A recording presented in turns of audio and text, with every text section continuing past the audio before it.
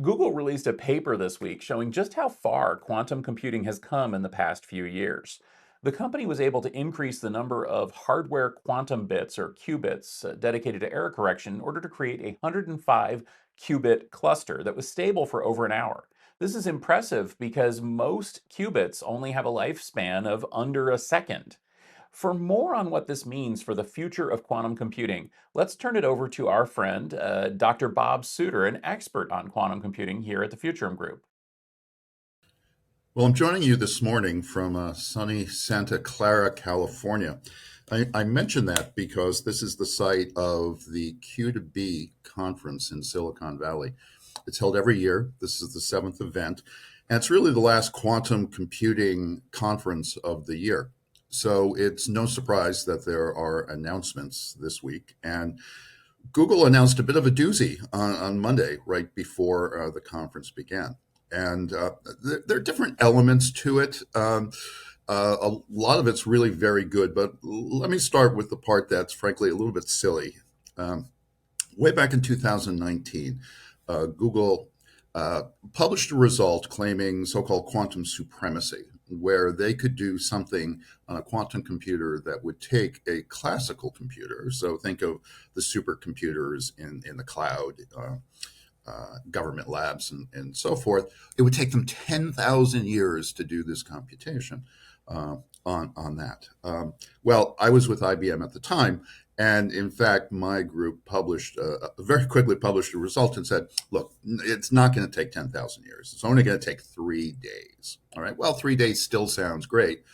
But since then, other people have come up with results that are very, very close and only slightly longer than the original Google result, which took well less than a second.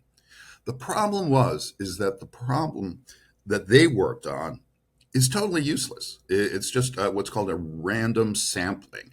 It has to do with probability, statistics, and so forth. And it is never, ever a problem that you would do for any useful reason whatsoever. And nor does it lead to anything useful. It's just a benchmark. All right, well, they did this quantum supremacy, maybe not quite so supreme. The world goes on. Last year, they published a similar result where it would take 47 years to actually do yet another useless computation. So for about 5 minutes, people applauded this and said, wait a minute, this is still has no value, right? Okay. Monday comes along and they announce, well, it's not, just 47 years. We can do this problem again, this useless problem, nearly instantly compared to a septillion years, which is one with a ridiculous number of zeros. And people say, wow, they can do this really fast thing that would take it. But the problem is useless. And so I term this quantum supremacy version 3, and I hope it's the last we hear of these. Now, the really good part, and by the way, Google researchers and engineers in quantum are extraordinary. They're the top of the world with the other big labs like IBM Research and so forth. They showed a very important result related to error correction with quantum computers. Remember, a quantum computer, well, it kind of works the way nature does, but it deals with very small things, electrons, photons, things like this.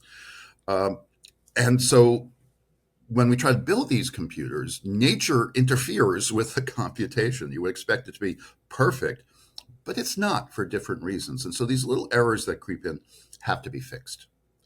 And what Google showed was that they now have a way of fixing these errors without having more errors be introduced into this. Because you can imagine the problem. If you start making these systems bigger and you have more and more and more errors every time you make the system bigger, you're not really helping things at all.